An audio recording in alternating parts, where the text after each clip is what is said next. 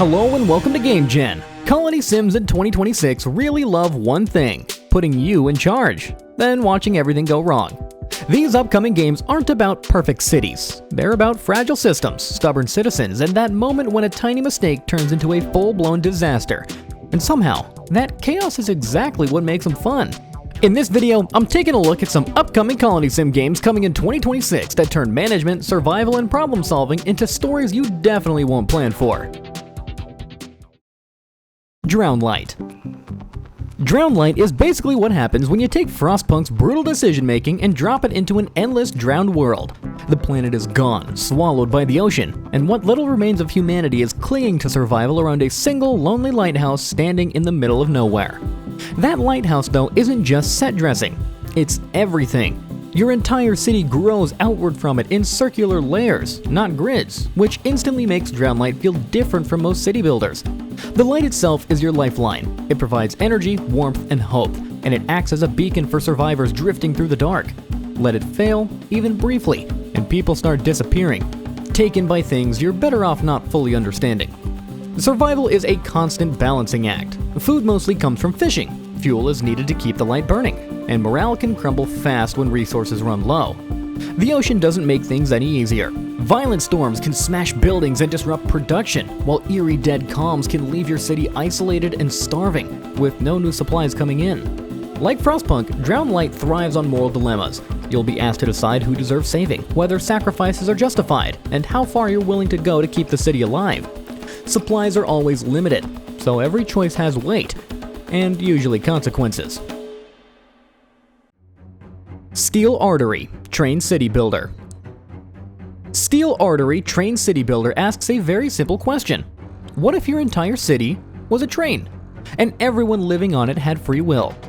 The result is a surprisingly deep, slightly chaotic, and very cool colony sim where you're not just managing buildings, you're managing a rolling society. Instead of placing houses on land, your city is the Steeltropolis, a massive steampunk locomotive crawling across a dying empire. Expansion doesn't mean claiming more territory, it means adding more wagons.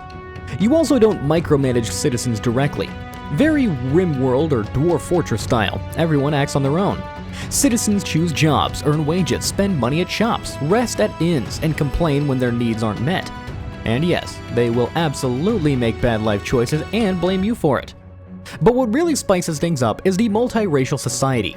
Humans, elves, orcs, and others all live together on the same train, each with different cultural preferences. Some races thrive in industrial wagons, others hate them. If you don't balance neighborhoods, jobs, and services properly, cultural tension can turn your steel paradise into a social powder keg. And because the city is always moving, logistics are constant. You have to stop in regions to gather coal, food, and material, then figure out how to move those resources efficiently through a long, narrow chain of wagons. It's a surprisingly tricky puzzle. Pax Autocratica. Pax Autocratica is one of those games where you read the concept and immediately go, okay, this is either going to be brilliant or completely unhinged. And honestly, it looks like both, but in the best ways possible. You play as the supreme leader of Auroria, a galactic dictator whose job is to unite the entire Tyrus system. Half the time, you're managing a full-blown totalitarian colony simulator, and the other half, you're personally on the battlefield in a roguelike first-person shooter. Yes, it really does that. On the management side, you're not just building factories and housing, you're designing an entire regime. You control production, surveillance, military infrastructure, and even how many people live day to day. Everything revolves around a twisted little morale compass: fear, happiness, hunger, and loyalty. Push too hard in one direction, and things spiral fast. You can play the kind dictator with free healthcare and feasts, or go full dystopia with curfews, indoctrination, and public executions. The game absolutely knows just how absurd this all sounds, and leans very hard into that satire. When problems escalate, rebellions, rival factions, or expansion campaigns, the game drops you straight into FPS mode. You lead squads of soldiers, tanks, and mechs in fast-paced combat, collecting wild roguelite upgrades mid-mission. Think explosive chain lightning bullets, absurd damage boosts, and temporary god mode nonsense that makes every run feel different. I'll be covering more games just like this one, so if that's your kind of thing, come hang out and subscribe. Trailblazers, Into the March. Trailblazers Into the March is one of those games that immediately sounds dangerous for your free time, but in a very good way. It mixes roguelite colony management, crew drama, and real-time tactical combat, all centered around a gigantic roaming fortress called a landship. The landship is basically your entire civilization on wheels. You're not just driving it, you're living in it. You customize its layout, decide which rooms and systems it has, and constantly juggle energy, supplies, and logistics to keep it functional. The vibe is very science fantasy, with clear inspirations from Nausicaa and Stalker, so everything feels strange, ancient, and slightly hostile. But what really stands out is the crew system. Your crew members are fully procedural characters with their own histories, personalities, and relationships. As the journey goes on, they bond, argue, fall apart, or grow stronger together. Their experiences actually change them, both mentally and physically, and their morale directly affects how well they fight, repair systems, or survive stressful situations. It's very much a people-first colony sim, not just numbers and meters. Combat kicks in though when you run into threats in the march, shifting into real time with paused tactical battles. You command crew members to man weapons, reinforce shields, repair damage, or reposition the ship while fighting massive enemy landships. Ant Colony Wild Forest. Ant Colony Wild Forest is a really interesting take on the colony sim genre, especially because it commits fully to the idea of indirect control. You're not micromanaging units like a classic RTS. Instead, you're shaping an ecosystem and trusting your ants to behave accordingly to the rules and environments that you create. At the center of everything, though, is the Queen. She's your win condition and your biggest vulnerability. If she dies, the colony collapses. So the entire underground layout is designed around protecting her. The freestyle digging system lets you carve tunnels and chambers however you want, which makes base design feel very personal. Good layouts aren't just about efficiency, but also about choke points, distance from threats, and safe resources flow back to the ocean. Ant specialization is where the strategy really kicks in. You're constantly deciding what kind of ants to spawn. Workers to keep food flowing, scouts to uncover dangers, warriors to defend or raid, and farmers to stabilize internal production. Because you can't give direct orders, these choices matter a lot more than usual. If your balance is off, the colony feels it immediately. Combat here leans heavily into swarm tactics. Instead of heroic units, success often comes from throwing dozens or hundreds of ants at a single massive predator.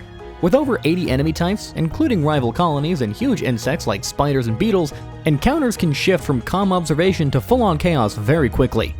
Once you're strong enough though, launching raids against enemy nests becomes a major progression milestone. Resilient.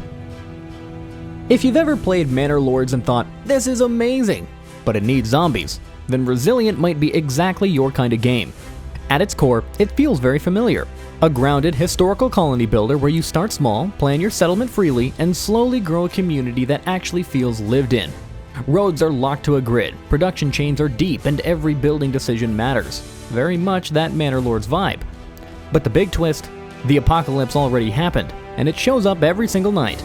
Resilient is set in a dark 17th century world where muskets, walls, and torchlight are all you've got between your people and the undead. During the day, the game is calm and methodical.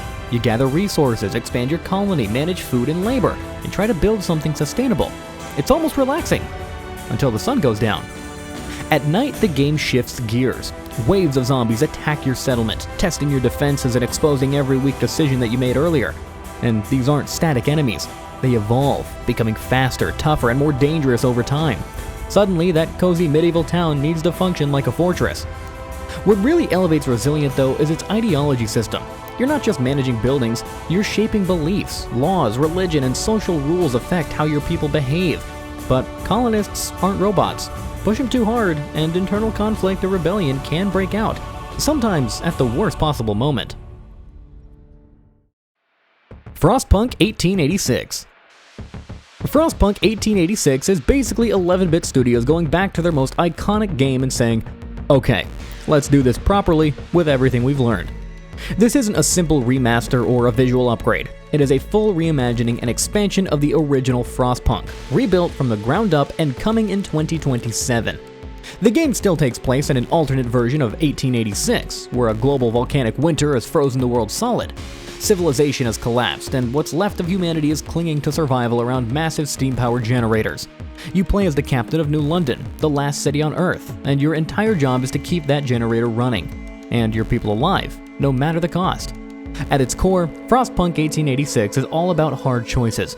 You're building a city in the extreme cold, managing coal, food, steel, and manpower while constantly fighting against dwindling hope and rising discontent. Every decision matters. Do you allow child labor to keep production going? Push people into brutal 24-hour shifts? Water down food with sawdust just so everyone gets something to eat? The game never lets you feel comfortable with your choices, but that's kind of the point. Just like the original, society management plays a huge role. You can steer your city through ideological paths like order or faith, each shaping just how much people behave and survive. But Frostpunk 1886 adds a brand new third purpose path, giving players a completely new way to control and motivate their population. Nova Roma. Nova Roma is a Roman city builder that instantly feels familiar if you've loved kingdoms and castles. But this time, everything's a bit bigger, a bit deeper, and way more Roman. You start with a small group of settlers in an untamed land, and your job is to turn that humble village into a shining imperial metropolis. Sounds simple, until you realize Nova Roma is absolutely obsessed with logistics, water, and consequences. Water management is going to be the star of the show here. You're not just placing wells and calling it a day. You're engineering dams, aqueducts, reservoirs, and irrigation networks that actually affect the land. Water flows, soil fertility changes, and if you mess up, floods can wipe out entire districts. You can even terraform the terrain to create artificial watersheds, which feels very on brand for Roman engineering.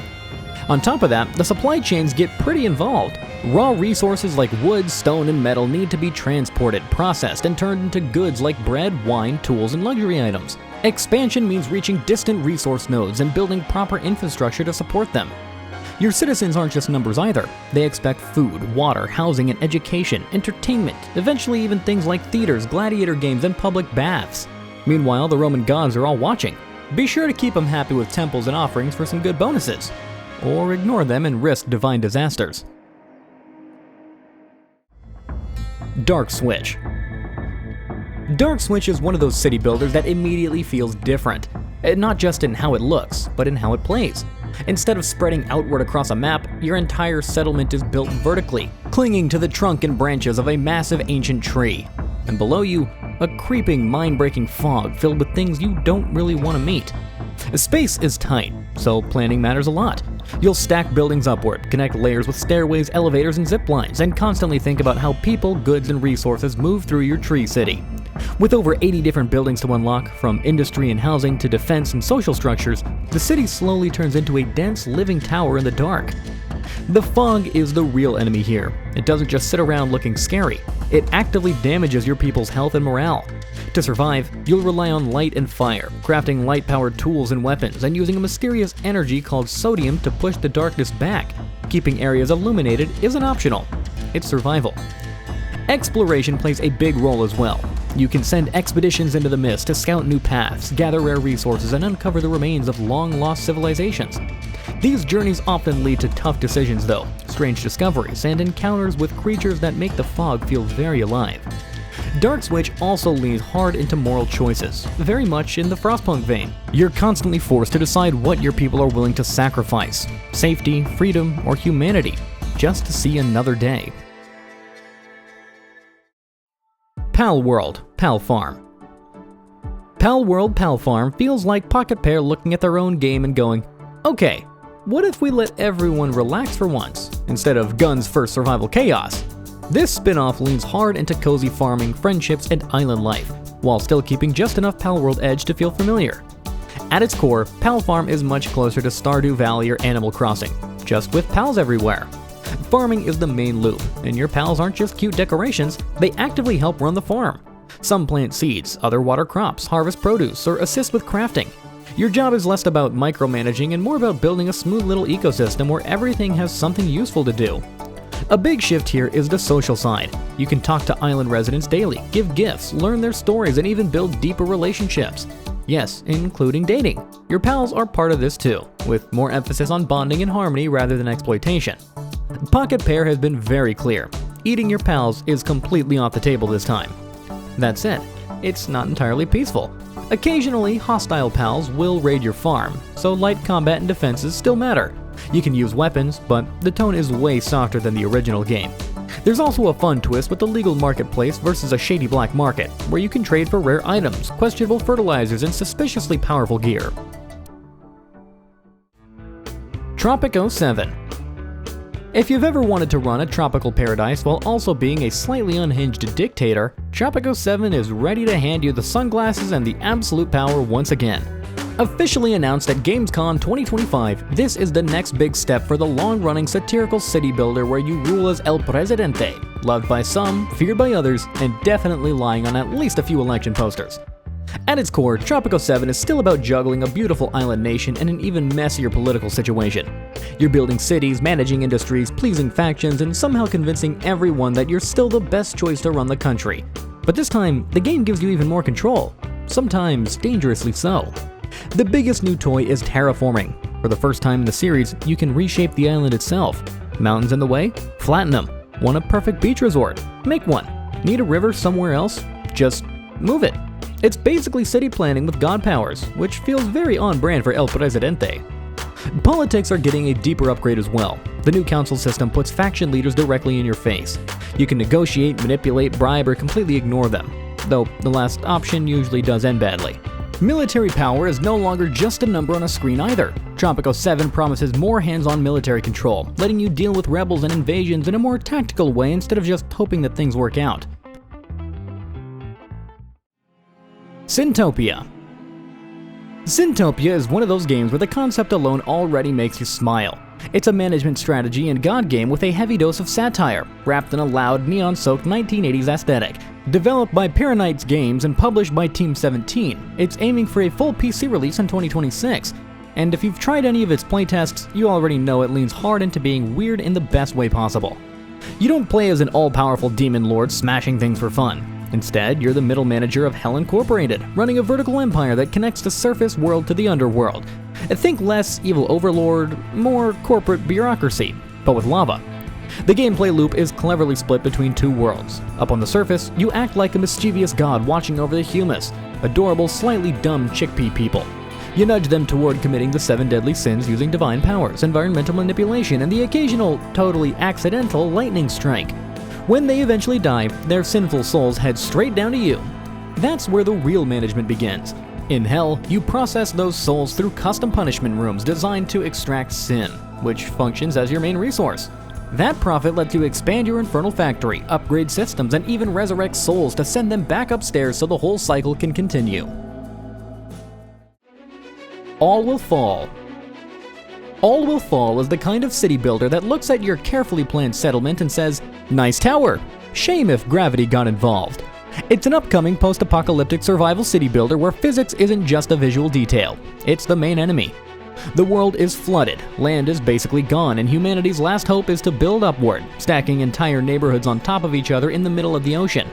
But unlike most city builders, buildings here aren't magically stable. Everything has real weight, balance, and stress. Build something wrong, and your city doesn't just lose efficiency, it collapses spectacularly into the sea. Construction feels like playing high-stakes Jenga. You choose materials like wood or steel, each with different strengths and weight, and every support matters. One weak foundation or overloaded floor can trigger a domino effect that wipes out hours of work. It's stressful, but also weirdly satisfying when a structure actually holds. On top of that, you're managing 3 factions: engineers, sailors, and workers. Each group is essential, and keeping them happy is a constant balancing act. Favor one too much, and the others will let you know, usually at the worst possible time. Survival goes beyond just buildings. You send boats out to scavenge resources, deal with rising and falling ocean tides, and survive storms, tornadoes, and unsettling things emerging from the depths. Lower levels of your city can literally drown if you're not too careful. Substructure. Substructure feels like the kind of automation game that politely invites you in, and then quietly consumes your entire brain. At first glance, it looks familiar. You land on a mysterious planet, start placing miners, conveyors, and machines, and you think, ah yes, I know this genre. And you're right. If you love Vectorio-style automation, this will immediately feel like home. But Substructure's big trick is that it doesn't spread outward. It goes down. Instead of a flat map, the entire game is built around vertical layers. You're constantly digging deeper beneath the surface, building factories stacked on top of factories, all connected by massive elevators and transport platforms. Managing logistics isn't just about efficiency anymore. It's about making sure resources, power, and materials can survive the trip between layers without breaking your entire system. Each underground layer has its own rules. Some machines hate heat, others need total darkness. Certain resources only exist in very specific conditions, which means your perfect factory layout on one level might be completely useless 2 layers below. It's the kind of design that forces you to rethink everything you know about automation, and that's where Substructure really shines. There's also farming, but of course it's factory farming. You start small, planting crops by hand to power basic generators, and eventually scale up into ridiculous drone-managed mega farms that exist purely to keep your machines alive. And then there's the vibe. The deeper you go, the stranger things get. The game slowly shifts from cozy automation into something darker and more unsettling, hinting that this planet absolutely does not want you digging around inside of it. Craftlings. Craftlings is one of those games that looks cute, cozy, and harmless, right up until half your population walked straight off a cliff because you looked away for 5 seconds. Inspired by classics like Lemmings and The Settlers, this upcoming strategy game is all about guiding lovable little idiots toward a functioning society, with a lot of gentle panic involved along the way. You're in charge of the Craftlings, small pixel art creatures who are hardworking, enthusiastic, and completely lacking in survival instincts. They won't question danger. They won't stop themselves. If there's a hole, they'll fall in it. Your job is to make sure that that doesn't happen. Gameplay revolves around building smart automation chains. You assign Craftlings as lumberjacks, miners, runners, or crafters, and watch resources flow from one job to the next. Chop wood, turn it into tools, use those tools to gather stone, then use that stone to expand your settlement. When it works, it feels incredibly satisfying. When it doesn't, chaos follows immediately. Building your village means placing houses to grow your population, upgrading your town hall, and constructing clever infrastructure like bridges, elevators, and balloons so that your craftlings can actually reach where they need to go, without plummeting to their doom. Skeletons, dragons, and even massive sea monsters will happily ruin your day, so you'll need to train warriors and build defenses like ballistas to protect your tiny citizens. Craftlings is relaxed but deceptively smart. It's a game where success comes from careful planning, smart paths, and accepting that no matter how well you prepare, someone is still going to fall off something. Underground Nomads. Underground Nomads is basically a colony sim that decided standing still was overrated. Instead of building a town and defending it, you're running an entire civilization on top of a gigantic dwarven drilling train. And if you slow down, something with too many tentacles eats you. No pressure. You're in charge of the Great Machine, a massive multi-carriage train that drills straight through the planet. This train is your home, your factory, your barracks, and your last hope. Every carriage matters. You'll be stacking workshops, storage rooms, living quarters, engine modules, and yes, even a pub, because dwarves absolutely refuse to work efficiently without beer. The twist is that your base never stops moving. While you're planning upgrades or juggling resources, the drill is chewing through rock in real time. Fuel is draining and a giant worm is slowly chasing your tunnel from behind. It creates this constant low-key panic where you're always thinking, okay, this system works, but will it still work 5 minutes from now? Your dwarves aren't just numbers either. Each one has unique skills and perks, and where you assign them really matters.